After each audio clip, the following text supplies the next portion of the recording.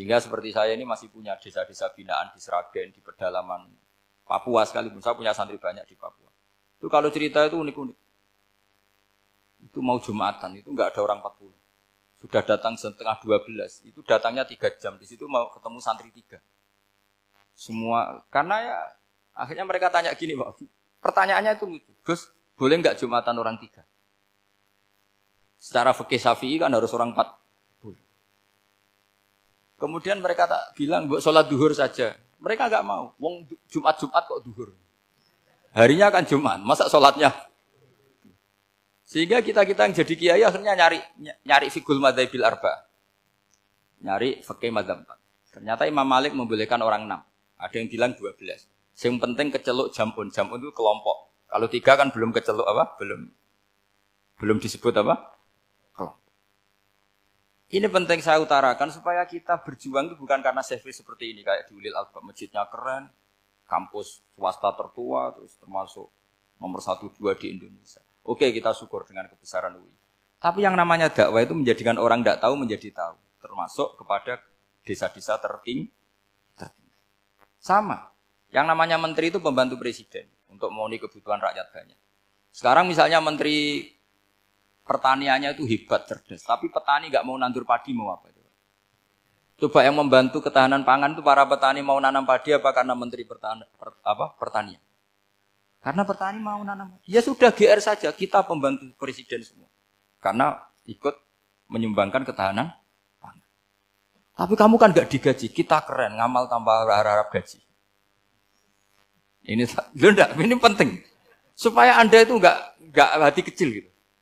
Ikut menyumbang negara tanpa ingin dapat gaji. Keren enggak? Nah itu nubuah. Apa? Nubuah. Orang Ansor itu seperti itu. Sehingga ketika Rasulullah wafat dan ada kompetisi kepemimpinan, itu orang Ansor enggak ikut. Sudah kita makmum saja, silahkan dibagi di saking baiknya orang Ansor. Nah, makanya saya ulang lagi ya. Kecerdasan nubuah ini yang enggak difahami orang Khawarij. Orang Khawarij cara berpikir yang kerja banyak harus dapat banyak. Sementara kecerdasan nubuah enggak. Yang biasa memberi, terus memberi saja, biar derajatnya tetap al-yadul ulya.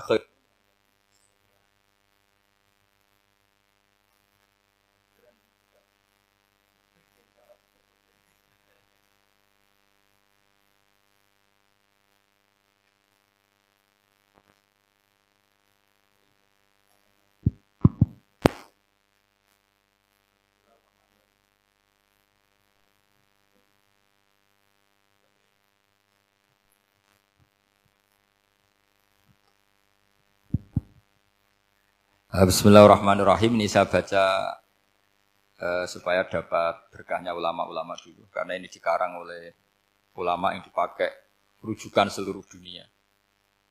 Begini, qala Ibnu Taimiyah, ma'rifatu sababin nuzuli yu'inu ala fahmil ayat. Jadi mengenali asbabin nuzul itu membantu memahami secara benar ayat itu. Karena tadi kalau ayat itu dipotong, itu maknanya bisa kacau. Kayak tadi, famastamta'tum bihi minhunna fa'atuhunna ujuruhun. Kalau diterjemah itu kan mendukung kawin mut'ah. Kalau terjemahnya saja, perempuan siapa saja yang pernah kamu nikmati, yang penting kamu bayar. Itu kan aliran sesat dan menyesatkan. Itu konteks asbabun nuzul tidak seperti itu. Perempuan yang sudah menjadi istri kamu. Seorang lagi, perempuan yang sudah menjadi istri kamu, jika sudah kamu hubungan intim, maka maharnya harus dibayar penuh.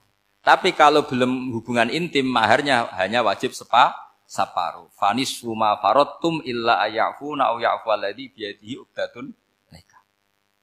Tapi tadi kalau di Indonesia gimana Gus? Ya itu yang repotnya. Maharnya itu tadi mau kena atasan dan apa?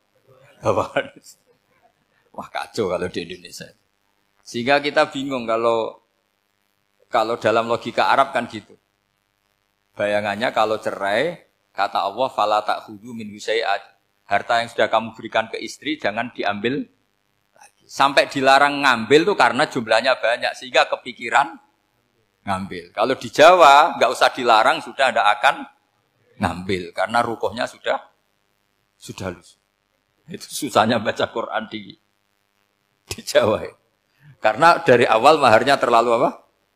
kecil.